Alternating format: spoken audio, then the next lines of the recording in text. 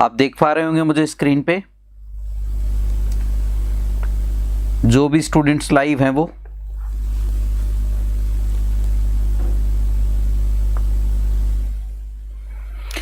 हम letter writing का concept पढ़ रहे हैं। लेटर राइटिंग में ऑफिशियल लेटर हम लोग पढ़ चुके हैं कि किस तरीके से लिखे जाते हैं। आज हम लोग एक पर्सनल लेटर का भी एग्जाम्पल लेंगे और उसके बाद हम पढ़ने वाले हैं थ्योरी किस चीज़ की, रिपोर्ट राइटिंग की। रिपोर्ट्स कितनी तरह की होती हैं, क्या क्या एसेंशियल एलिमेंट्स होते हैं, किन किन चीज़ों का ध्यान रखना है, ये कुछ इंपॉर्टेंट फैक्टर हैं जिनके हम आज की क्लास में बातचीत करेंगे।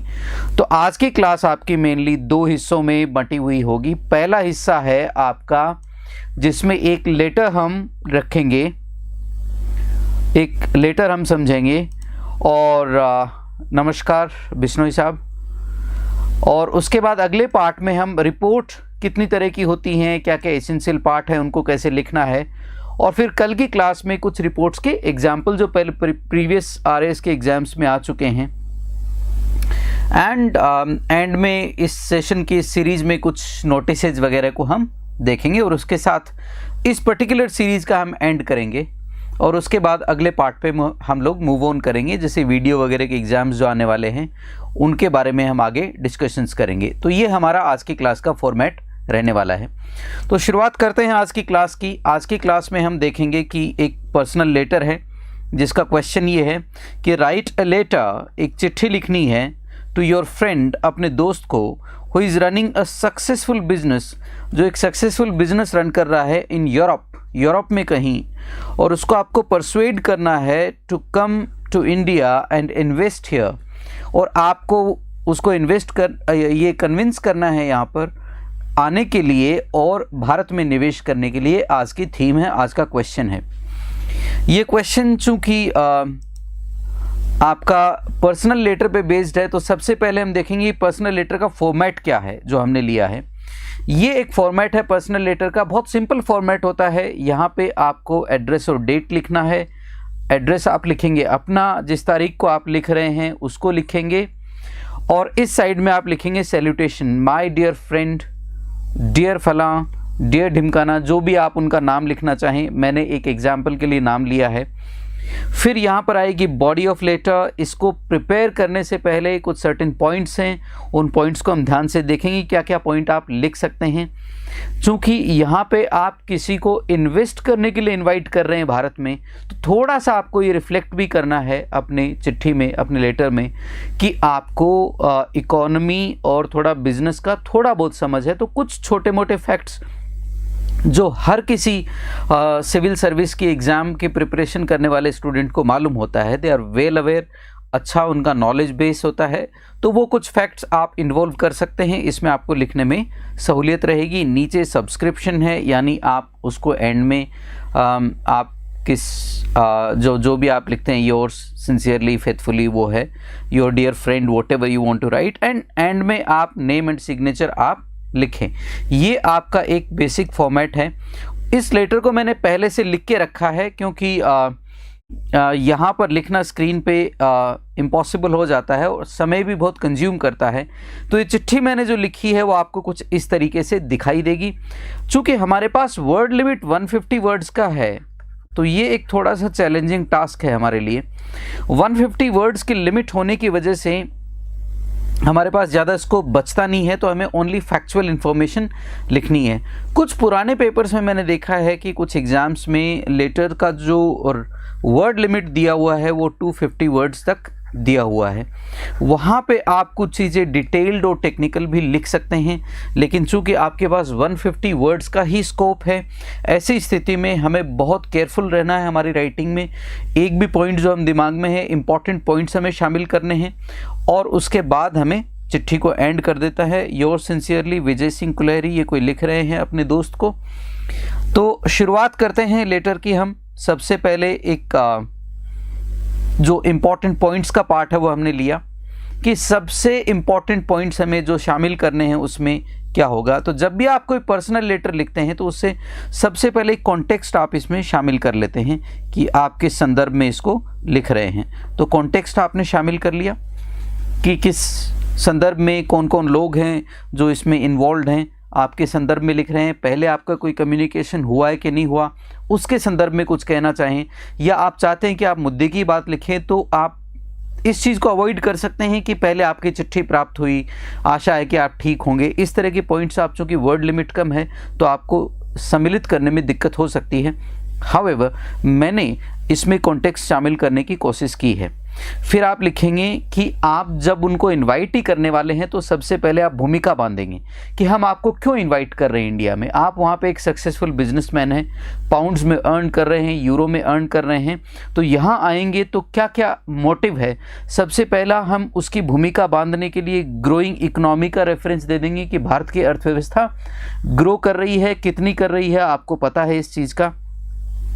फिर यहाँ पर इंडिया में क्या क्या वंडरफुल इन्वेस्टमेंट अपॉर्चुनिटीज़ हैं उनके लिए, उसका थोड़ा सा मेंशन कर सकते हैं।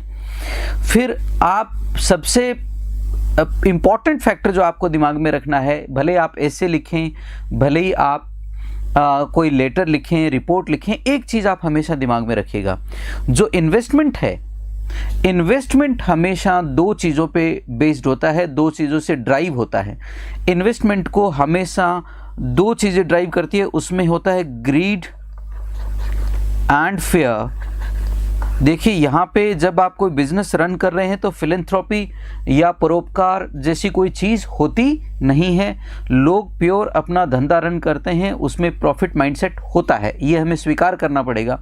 उसके साथ भलाई का हम जो सोचते हैं वो बाद की बात है। तो जो भी इन्वेस्टमेंट आप करते हैं कहीं पे भी, कोई भी बिजनेसमैन, उसके दो मूल आधार होते हैं, फियर एंड ग्रीड। तो कोई भी ऐसा जो इन्वेस्टमेंट करने वाला है वो इन दो फैक्टर्स को हमेशा दिमाग में रखेगा। तो उसमें साथ में आप मेंशन कर सकते हैं कि भारत में सिक्योरिटी सिचुएशन क्या है, कोई फियर की ज़रूरत नहीं है।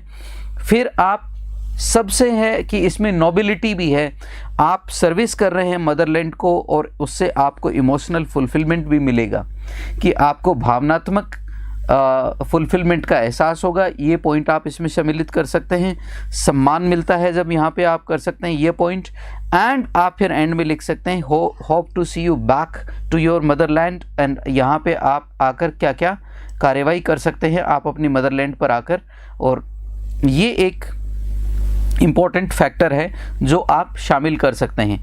तो लिखते हैं, शुरुआत करते हैं चिट्ठी की शुरुआत करेंगे हम लोग।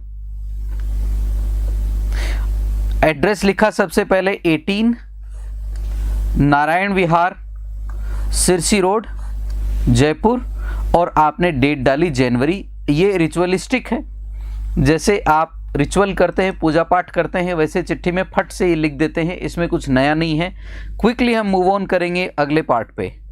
तो अगला पार्ट क्या कहता है, डियर मिस्टर नीलेश, आपके कोई मित्र हैं नीलेश, उनको आप ये चिट्ठी लिख रहे हैं श्रीमान, तो आप उनको लिखेंगे, thanks a lot for the letter that you wrote last week. बहुत बहुत धन्यवाद आपका, जो चिट्ठी जो आपने मुझे लिखी पिछले हफ्ते में। सिंपल सेंटेंस का आपको प्रयोग करना है।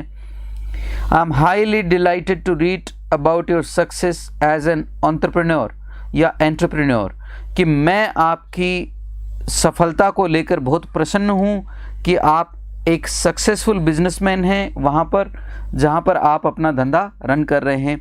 एंटरप्रेन्योर का मतलब होता है बिजनेसमैन, आप सक्सेसफुल बिजनेसमैन भी लिख सकते हैं। अगर ऐसे वर्ड लिखने में जो टेक्निकल हैं उनको अगर लिखने में डिफ़िकल्टी है, use simpler words.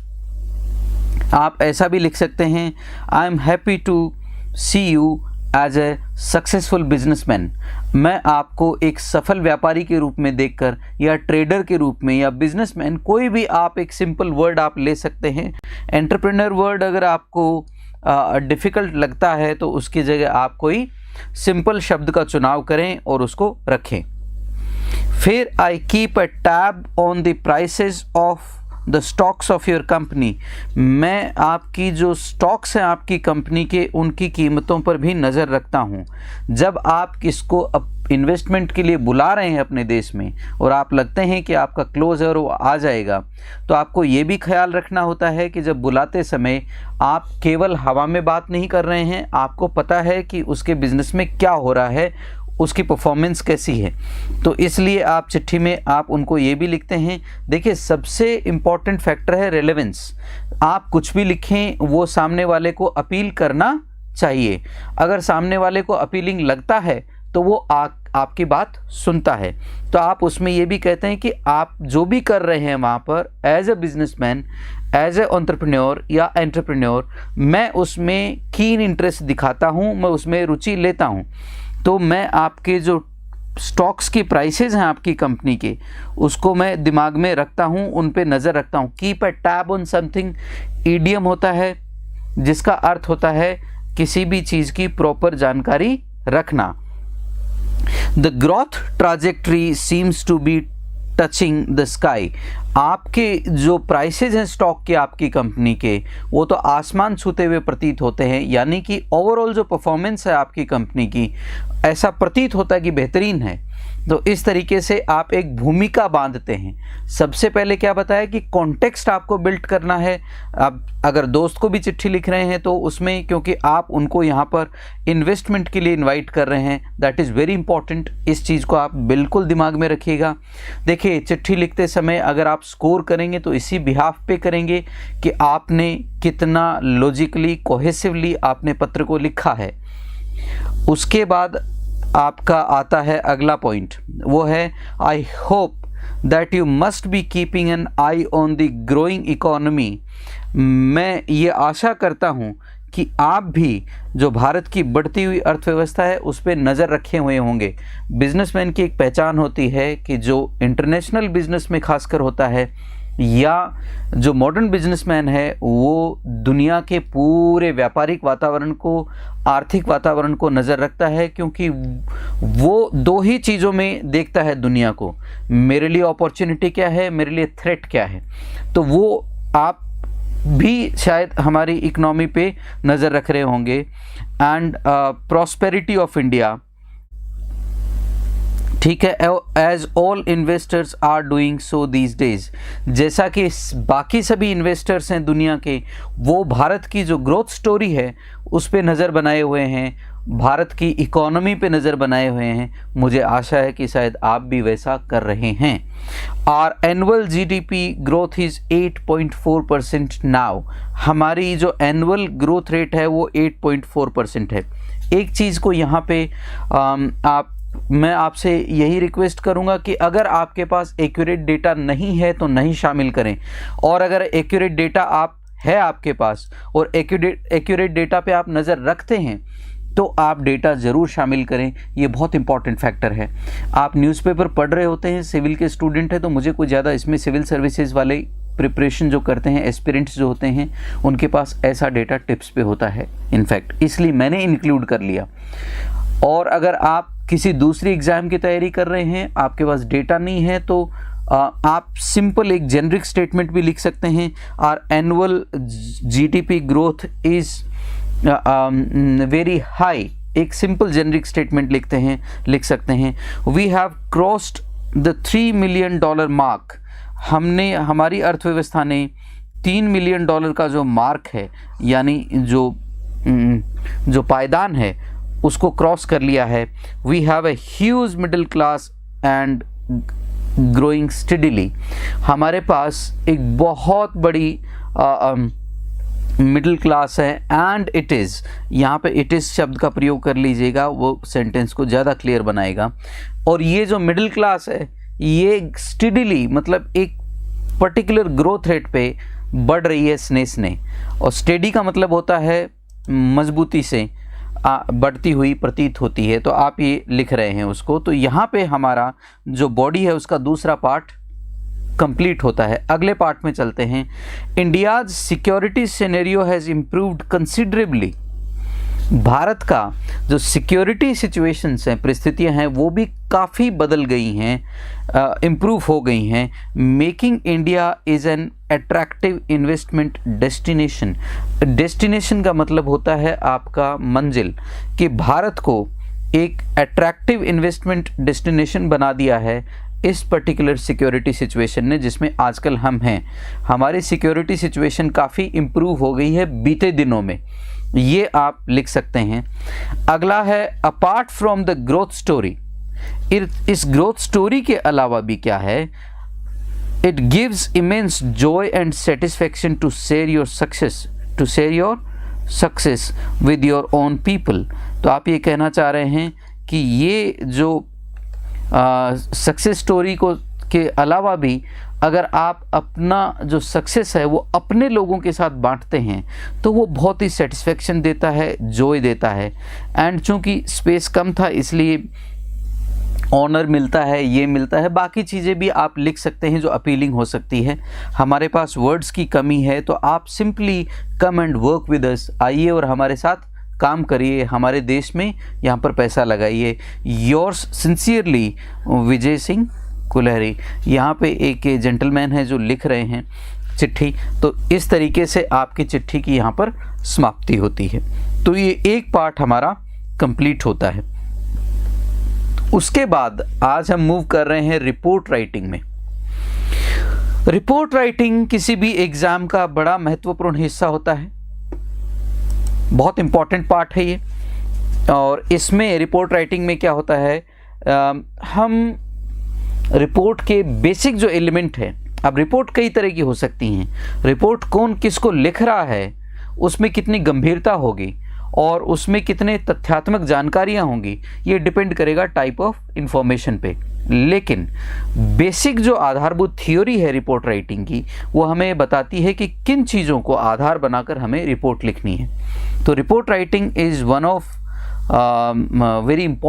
The most important parts, क्योंकि लेटर और रिपोर्ट में आपको चॉइस आती है आरएस के एग्ज़ाम में। चूँकि क्लासेस में आरएस को टारगेट करके ले रहा हूँ, अगर किसी दूसरी एग्ज़ाम में भी रिपोर्ट राइटिंग आता है तो वेल एंड गुड, आप उसको प्रिपरेशन में इस थ्योरी को इस्तेमाल कर सकते हैं। यहाँ पे कहता है कि report is a factual description, एक तथ्यात्मक विवरण होता है। डिस्क्रिप्शन हम कहेंगे विवरण को या वर्णन को। तो जब भी आप लिखेंगे आप कोई भी चिट्ठी, तो उसमें एक फैक्चुअल डिस्क्रिप्शन होगा ऑफ सम इंसिडेंट, किसी घटना का होगा, और दैट हैज़ टेकन प्लेस, जो घटी है, या उस पर आप एक कंसोलिडेटेड स्टेटमेंट लिखेंगे of some plan, scheme, either existing or being implemented based on some logic collected verbally or in writing। तो ये है कि कुछ चीज़ें इंपॉर्टेंट है। देखिए, कोई भी परिभाषा जब गढ़ता है तो बड़ी मम्बो जम्बो आती हैं। सरल भाषा में अगर मैं बोलूँ तो रिपोर्ट होती है कोई भी आपके आसपास के वातावरण में कोई घटना, गवर्नमेंट का स्टेप, नॉन गवर्नमेंटल ऑर्गेनाइजेशन का स्टेप, इस दुनिया में कोई भी घटना जो आपके आसपास घटित होती है, जो सामान्य जनजीवन को प्रभावित करती है, उससे संबंधित किसी भी घटना का आप एक तार्किक रूप से तथ्यात्मक जानकारी पेश करते हैं और रिपोर्ट के रूप में, उसको ही हम रिपोर्ट राइटिंग कहते हैं श्रीमान। तो ये रिपोर्ट राइटिंग की एक सामान्य परिभाषा है। परिभाषित करने से हमें सहूलियत ये रहती है कि परिभाषा हमें बताती कि कौन किसको लिख रहा है और उसका मोटिव क्या होना चाहिए। सबसे पहले आता है ऑफिशियल रिपोर्ट। अब ऑफिशियल रिपोर्ट जो होती है वो कोई इंडिविजुअल लिख सकता है, कोई व्यक्ति लिख सकता है, जिसको अपॉइंट किया गया हो या जिसकी जिम्मेदारी हो, दोनों बात हो सकती हैं। इंडिविजुअल हो सकता है, कोई कमेटी हो सकती है, कोई कमेटी भी हो सकती है, या कमेटी के अलावा अ ग्रुप ऑफ इंडिविजुअल भी हो सकता है। ये इंपॉर्टेंट चीज़ है इसमें। जिसका काम है, जिसको एक पर्टिकुलर टास्क दिया गया है, इंडिविजुअल, जिसको एक पर्टिकुलर टास्क दिया गया है कि आपको इस पॉइंट पे रिपोर्ट प्रिपेयर करनी है, डिटेल्ड रिपोर्ट, और वो जो टास्क इसको एंट्रस्ट किया गया है उसी टॉपिक पे ये रिपोर्ट तैयार करता है एंड सबमिट करता है। क्या करता है श्रीमान? सबमिट करता है किसको? कॉम्पिटेंट अथॉरिटी को, कॉम्पिटेंट अथॉरिटी को। अब इसमें जो आपकी रिपोर्ट होती हैं वो पार्लियामेंट से लेके, सुप्रीम कोर्ट से लेके, सामान्य किसी संस्थान के, छोटे से छोटे संस्थान के लेवल पे भी रिपोर्ट लिखी जाती हैं। ठीक है श्रीमान। तो इंडिविजुअल है, कमेटी भी हो सकती है, एक ग्रुप ऑफ इंडिविजुअल्स भी हो सकता है, एक ग्रुप ऑफ इंडिविजुअल्स भी हो सकता है, जिसका काम है रिपोर्ट को तैयार करना, रिपोर्ट का निर्माण करना, बनाना, प्रिपेयर करना और उसको सबमिट करना कॉम्पिटेंट अथॉरिटी को। उसको हम कहते हैं ऑफिशियल रिपोर्ट। इसमें तथ्यात्मक जानकारी होगी, चूंकि ये ऑफिशियल है तो ऑफिशियल फॉर्मेट में लिखी जाएगी। दूसरा, अगला जो टाइप आती है रिपोर्ट की, वो आती है write up to a newspaper. किसी न्यूज़पेपर में राइट अप लिखते हैं आप। अब देखिए, राइट अप जो है ना, वो लगभग एडिटोरियल जैसा ही होता है, उससे मिलता जुलता ही होता है, उससे ज़्यादा फर्क उसमें नहीं होता। राइट अप और एडिटोरियल में कोई खास टेक्निकल डिफरेंस नहीं होता। बस आपको एक चीज़ का ध्यान रखना है, ये किसी पर्टिकुलर टॉपिक पे आता है और इसमें टॉपिक में टोटल फैक्चुअल जानकारी होती है, फैक्चुअल इंफॉर्मेशन होती है। अब ये जो राइट अप होता है, ये आप भी लिख सकते हैं, कोई इंडिविजुअल भी लिख सकता है, कोई रेजिडेंट भी लिख सकता है, या कोई रिपोर्टर भी लिख सकता है, किसी न्यूज़पेपर का या किसी न्यूज़ एजेंसी का बंदा भी इसको लिख सकता है। तो ये कुछ चीज़ें हैं और इसमें इम्पॉर्टेंट पार्ट है, ये स्टैंडर्ड लैंग्वेज में होता है, इसका एक पर्टिकुलर फॉर्मेट होता है और इसको वही है जिसमें सारे एलिमेंट्स इसमें शामिल किए जाते हैं एक स्टैंडर्ड रिपोर्ट के। और इसमें एंड में लिखने वाला अपनी रिकमेंडेशन भी दे सकता है, सजेशंस भी दे सकता है। While closing the report close करने के समय वो अपने सजेशंस लिख सकता है। ये इसमें राइट अप में उसको एक छूट होती है, उसके लिए सजेशंस के लिए ओपन होता है राइट अप। तो राइट अप लिखते समय आप सजेशन लिख सकते हैं। दूसरा है report to a newspaper by a reporter. This is quite interesting. देखिए, प्रेस जो है उसको हम कहते हैं fourth pillar of democracy. Fourth pillar of democracy, fourth pillar of democracy होता है, प्रजातंत्र का चौथा स्तंभ माना जाता है। ये जो प्रेस है, इसका मुख्य उद्देश्य होता है जनता के बीच सही जानकारी का पहुंचाना, ताकि सत्ता निरंकुश नहीं हो जाए। ये मानते हैं ये लोग, ताकि सत्ता निरंकुश नहीं हो जाए। सत्ता की निरंकुशता से जनता को बचाने के लिए प्रेस का प्रयोग किया जाता है। प्रेस हैंडी होती है, प्रेस अपना रोल निभाती है। तो रिपोर्ट जब एक न्यूज़पेपर में लिखी जाती है तो रिपोर्टर क्या लिखता है, किसी एक मुद्दे को आधार बनाकर उसके पास जितने भी जर्नलिज्म के टूल्स हैं, जर्नलिज्म के टूल्स हैं उनको इस्तेमाल करके ये रिपोर्ट लिखता है, जिसको आप लिख सकते हैं टूल्स ऑफ जर्नलिज्म। इसमें आता है स्टेप बाय स्टेप जाना होता है। पहले आप जिस भी टॉपिक पे लिख रहे हैं उससे रिलेवेंट, उससे संबंधित जितनी भी सामग्री है वो आप इकट्ठा करते हैं, तथ्यात्मक जानकारी इकट्ठा करते हैं, स्कूप आउट करते हैं। This is very important. आप स्कूप आउट करते हैं जानकारी अपने सोर्सेज से।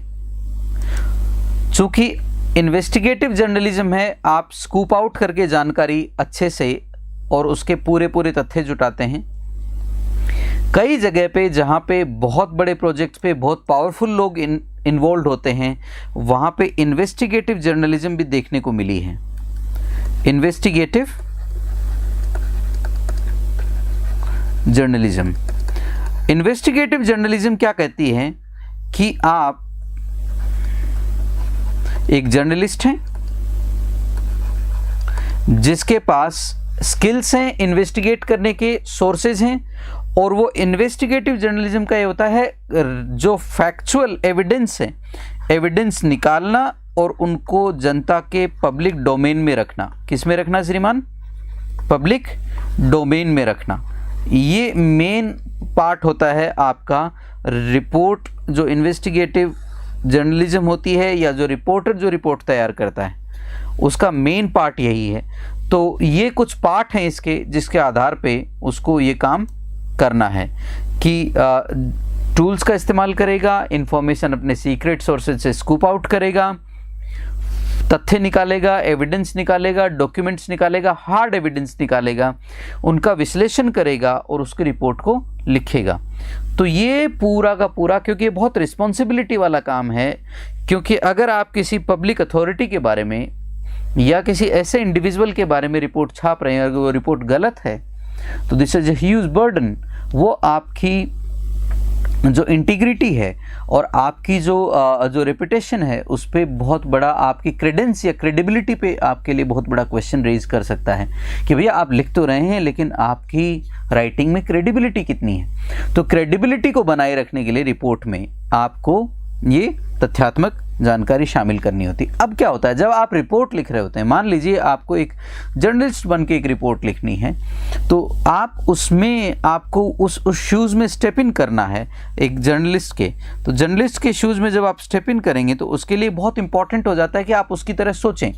उसकी तरह सोचें तो आपको ये कुछ सामान्य जानकारियाँ जो पता होती हैं कि एक जर्नलिस्ट का क्या रोल होता है, किस तरीके से वो रिपोर्ट तैयार करता है, उसके बारे में कुछ सामान्य जानकारियाँ आपको होनी चाहिए। इसलिए इतनी रामायण आपको बताई गई है। और फिर ये फाइनली न्यूज़पेपर के जो रिपोर्टर है वो न्यूज़पेपर को अपनी रिपोर्ट सबमिट कर देता है। तो ये आपका स्टैंडर्ड लैंग्वेज होनी चाहिए। इसकी रिपोर्ट में और लेटर में यही फ़र्क होता है, आप रिपोर्ट्स में एक स्टैंडर्ड लैंग्वेज, अच्छी लैंग्वेज का प्रयोग कर सकते हैं। टेक्निकल रिपोर्ट क्या होती है? टेक्निकल रिपोर्ट होती है जो बेसिकली डिसीजन मेकिंग के लिए बनाई जाती है। किसी भी ऑर्गेनाइजेशन में अलग अलग लेयर्स होती हैं जहाँ पे डिसीजन मेकर्स होते हैं। तो जितनी भी टेक्निकल रिपोर्ट हैं, या तो आप मैनेजमेंट के हैं, इंडिविजुअल हैं, या आप इंजीनियरिंग सर्विसेज में हैं, कोई भी तरह के आप टेक्नोक्रेट हैं, आप ऐसी की पोजीशन होल्ड करते हैं जिस पे डिसीजन मेकर्स का डिसीजन टिका होता है। अब ये जो रिपोर्ट है ये इंजीनियरिंग बेस्ड टेक्निकल हो सकती है, ये फाइनेंशियल रिपोर्ट हो सकती है, ये मार्केटिंग रिपोर्ट हो सकती है, न्यू प्रोडक्ट लॉन्च पे हो सकती है। This is completely a technical report which helps the management make good decisions. जो उस ऑर्गेनाइजेशन के लिए जो डिसीजन मेकिंग की प्रोसेस है और डिसीजंस को इम्प्लीमेंट करने की जो प्रोसेस है उसके लिए ये रिपोर्ट तैयार की जाती है। So be careful in while writing certain such reports. इस टॉपिक को चूज करने से पहले मैं आपको एक थोड़ा सा ये हर छात्र के लिए मैं बोलूँगा कि छात्रों को थोड़ा सा केयरफुल रहना चाहिए। इसका कारण ये है केयरफुल रहने का, क्योंकि जब आप ऐसी रिपोर्ट लिख रहे होते हैं तब आपके पास अगर टेक्निकल नॉलेज नहीं है और रिपोर्ट आ गई कोई ऐसी लिखनी जिसमें टेक्निकल नॉलेज की ज़रूरत है, लेटर लिख लें, बेहतर ये है।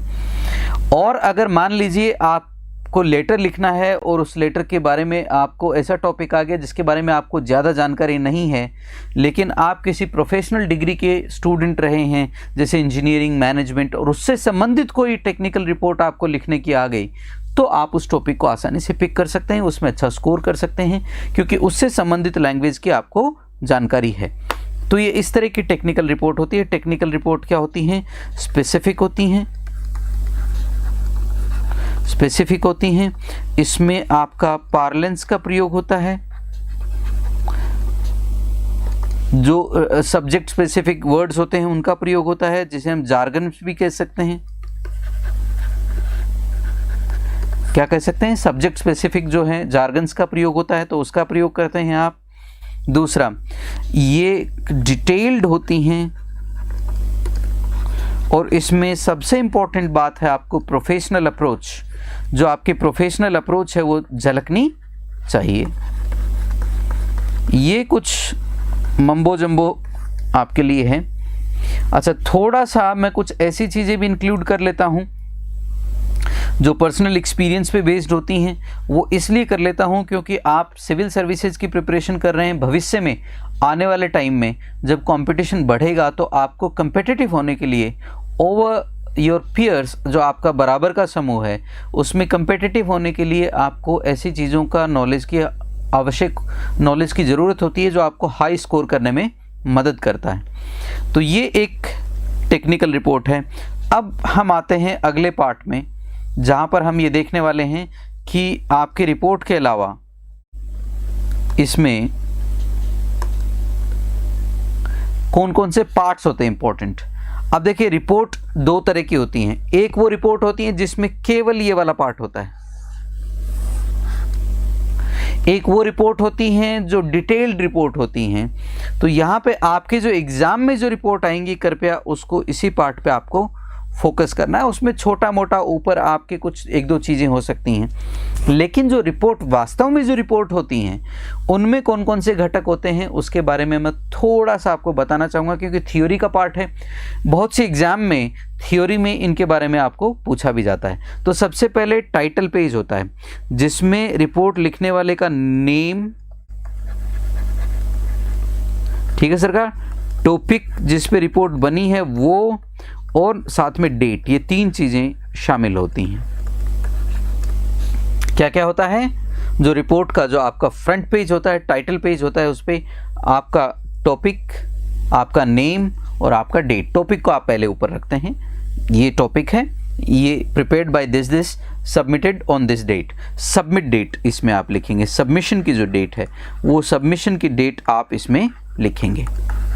डेट के बारे में मैं आपको क्लैरिटी दे देता हूं, डेट रिपोर्ट के फ्रंट पेज पे वही आएगी जो सबमिशन की डेट है, जिस दिन आप रिपोर्ट को सबमिट कर रहे हैं। कृपया इस चीज़ का ज़रूर ध्यान रखें, कृपया इस चीज़ का ज़रूर ध्यान रखें।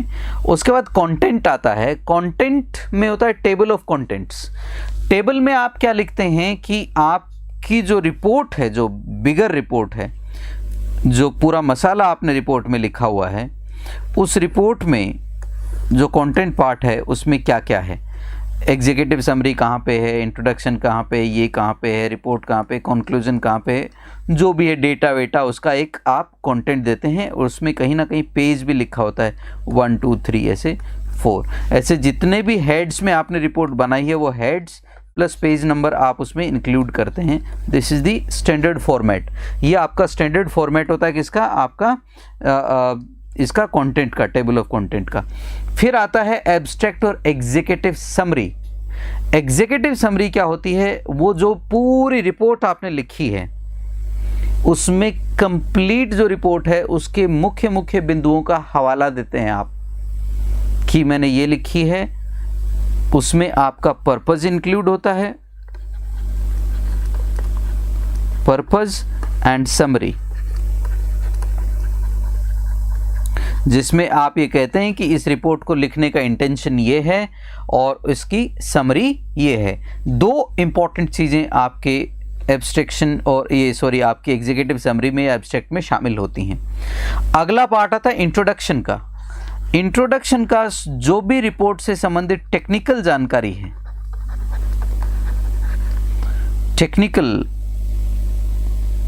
इश्यूज के बारे में आप छोटा सा इंट्रोडक्शन देते हैं कि आपने जो ये रिसर्च है ये कहाँ कहाँ से की है, क्या इसमें चीज़ें हैं, इसमें आपकी मेथोडोलॉजी की जानकारी होती है,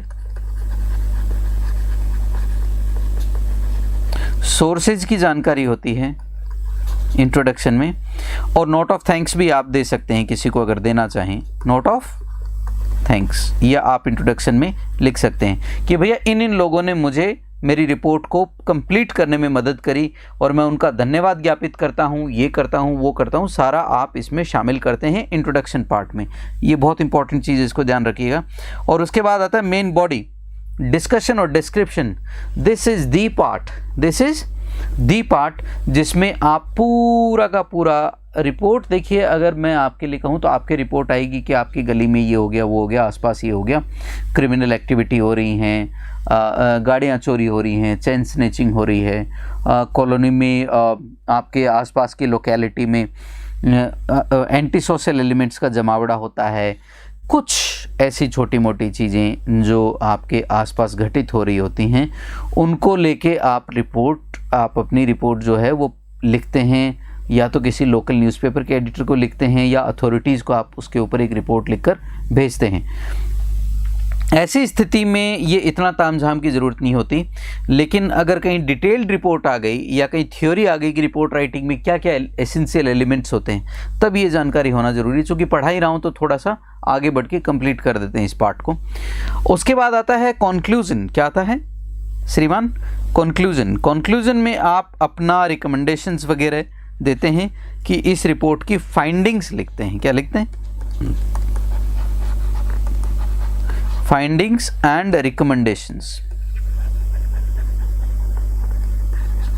रिकमेंडेशंस आप इसमें दे देते हैं कि साहब मैं ये रिकमेंड करना चाहूँगा। सजेशंस भी आप लिख सकते हैं। और पीछे आता है अपेंडिक्स। अपेंडिक्स क्या करता है? अपेंडिक्स में ऑथर्स के लिए आप अगर कोई बहुत सी जानकारी, अन्यथा जानकारी भी आप देना चाहें, मान लीजिए आपकी रिपोर्ट बहुत बड़ी है तो अपेंडिक्स लिखा जाता है। अपेंडिक्स में क्या होता है कि जैसे कोई एक ऑथर को आपको पूरी रिपोर्ट में सिर्फ आपका यही देखना है कि फाइनेंशियल डिटेल्स देखनी है, तो आप फाइनेंस के एक हेड डालते हैं, उस पर पेज नंबर लिख देते हैं। पेज नंबर 20 पे कुछ फाइनेंशियल जानकारी है और फाइनेंस में भी जो है आपका कैश फ्लो की कोई जानकारी है। तो कोई सिर्फ आपकी रिपोर्ट में कैश फ्लो देखना चाहता है तो वो सीधा अपेंडिक्स को देख के और उधर चला जाता है, क्योंकि आप फाइनेंस का जो ब्रॉडर हेड है उसमें हो सकता है कंटेंट में उतनी जानकारी आप नहीं देना चाहें, या किसी पर्टिकुलर शब्द को आपने शामिल किया है या नहीं किया, उसमें अपेंडिक्स में होता है। ठीक है।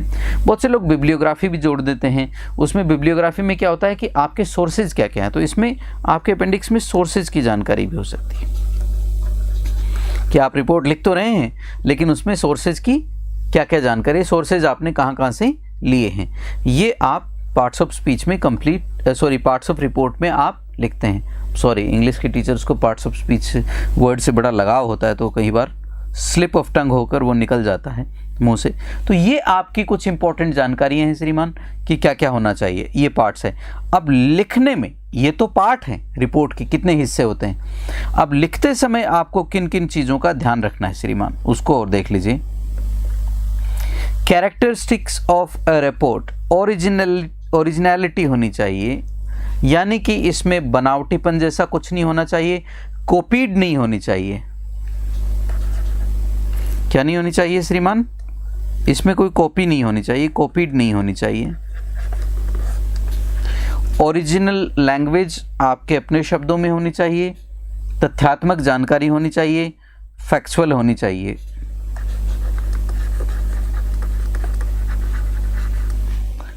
फैक्चुअल होनी चाहिए। No emotions, no emotions, emotions का कोई रोल इसमें नहीं है श्रीमान, इस चीज का ध्यान रखिएगा।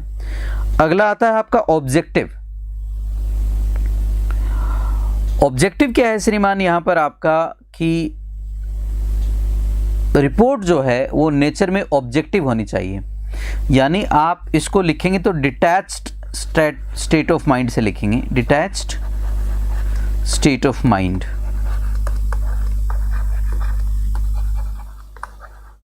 यार ये कौन है, ये रशियन में आके कुछ लिखते हैं, वॉरओंग। अब ये रशियन है, ग्रीक है, this language seems to be different kind of, पता नहीं, I don't understand, it's all Greek for me.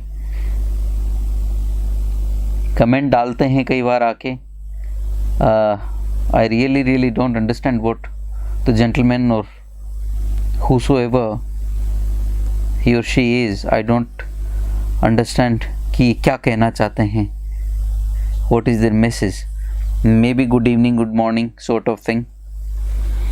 Anyways, detached state of mind से लिखने, आपके इमोशंस इसमें इन्वॉल्व नहीं होने चाहिए। जहाँ पे भी आप कोई तथ्यात्मक जानकारी लिखते हैं वहाँ पे आपको अपने इमोशंस से बचना है श्रीमान, बहुत सिंपल। तो सब्जेक्टिव नहीं होना चाहिए, ऑब्जेक्टिव होना चाहिए। इसके बारे में मैं हर दूसरे तीसरी क्लास में डिस्कशन करता हूँ। ऑब्जेक्टिव क्या होता है, आपको क्या लगता है, आपकी क्या भावनाएं हैं, आपकी क्या भावनाएं हैं, उससे किसी को कोई लेना देना नहीं होता श्रीमान। आप अपनी भावनाओं को कृपया रखें कंट्रोल में, और कंट्रोल में रख के फिर आप लिखें। ये ऑब्जेक्टिव होना चाहिए, सब्जेक्टिव नहीं होना चाहिए। आपकी निजी जीवन की किसी भी परिस्थिति से ये जुड़ा हुआ नहीं होना चाहिए श्रीमान। निजी जीवन से यहाँ किसी का कोई लेना देना नहीं है। जो टॉपिक है उसी से स्टिक करिए, कहना चाह रहा है। अगला है ब्रेविटी। ब्रेविटी का मतलब होता है संक्षिप्तता। हिंदी में अगर मैं लिखूं तो ये होता है संक्षिप्तता। तो लिखते समय संक्षेप में लिखें। किस में लिखें श्रीमान? संक्षेप में लिखें, नो लफेबाजी।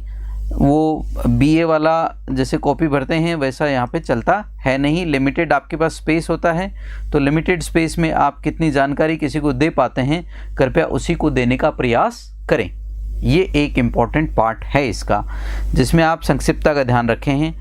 क्लैरिटी ऑफ पर्पज़ होना चाहिए, किस पर्पज़ से आप लिख रहे हैं, टेक्निकल है, सोशल है, किस तरह की रिपोर्टिंग है, आप रिपोर्ट लिखना चाह रहे हैं, किसको लिख रहे हैं, उसको लेके आपके दिमाग में बहुत क्लैरिटी ऑफ पर्पज़ होना चाहिए और उस पर्पज़ के आसपास की चीज़ें ही लिखें। देखिए क्लैरिटी ऑफ पर्पज़ होने से क्या फ़ायदा है, आलतू फालतू की थॉट्स जो हैं वो आपके राइटिंग में सम्मिलित नहीं होती। सो पर्पज़ को दिमाग में लेकर रखें। Clarity of purpose helps you write better draft. Then आता है लैंग्वेज की बात। तो लैंग्वेज में वही 4-5 चीज़ें, चूँकि कई जगह अगर टेक्निकल रिपोर्ट आप लिख रहे हैं तो जार्गन्स को इंक्लूड कर सकते हैं। स्टैंडर्ड वर्डिंग होनी चाहिए। स्टैंडर्ड वर्डिंग से मेरा मतलब है जिस टॉपिक पे लिख रहे हैं उस टॉपिक का थोड़ा बहुत आपको उस सब्जेक्ट से संबंधित शब्दों का पता होना ज़रूरी होता है। सिंपल सेंटेंसेस, डायरेक्ट सेंटेंसेस लिखें। पैसिव का प्रयोग कर सकते हैं, हेल्दी मिक्स होना चाहिए। ज़्यादा पैसिव का प्रयोग भी अवॉइड किया जाता है मॉडर्न राइटिंग में। हम हिंदी मीडियम के स्टूडेंट्स के लिए पैसिव लिखना बड़ा आसान होता है क्योंकि हमारा पैसिव में लिखने की प्रैक्टिस होती है। आपको इम्पर्सनल बनाना है, पैसिव नहीं बनाना। कई बार हम लोग इम्पर्सनल बनाने के चक्कर में भी स्टेटमेंट्स को पैसिव में लिखना शुरू कर देते हैं। तो पैसिव वॉइस का अगर हम प्रयोग कर रहे हैं, it doesn't make things impersonal, उल्टा वो लैंग्वेज को कॉम्प्लिकेटेड बनाता है। तो श्रीमान आपको पैसिव का प्रयोग नहीं करना है। इम्पर्सनल बनाने के लिए आप सब्जेक्ट्स वो चूज करें जिन टॉपिक्स के आसपास आप अपनी रिपोर्ट लिख रहे हैं। जैसे फॉर एग्जांपल अगर मान लीजिए आप रिपोर्ट लिख रहे हैं, आप क्रिमिनल इन्वेस्टिगेटिव जर्नलिज्म में हैं, तो आप ये लिख सकते हैं इसमें किसी ने क्या किया उसके बजाय आप सीधा सीधा लिखते हैं the facts are telling that, the evidence states that, ठीक है, द रिपोर्ट स्टेट्स दैट।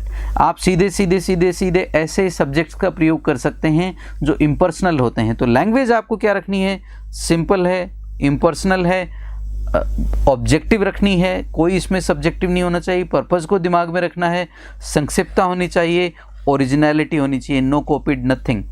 ये आपके रिपोर्ट के कुछ एसेंशियल एलिमेंट्स हैं जिनको आपको दिमाग में रखना है। तो श्रीमान ये आज की क्लास में हमारे पास इतना ही है पढ़ाने को। कल हम रिपोर्ट्स के कुछ एग्जाम्पल्स लेंगे और उनको 1 बाय 1 डिस्कस करेंगे।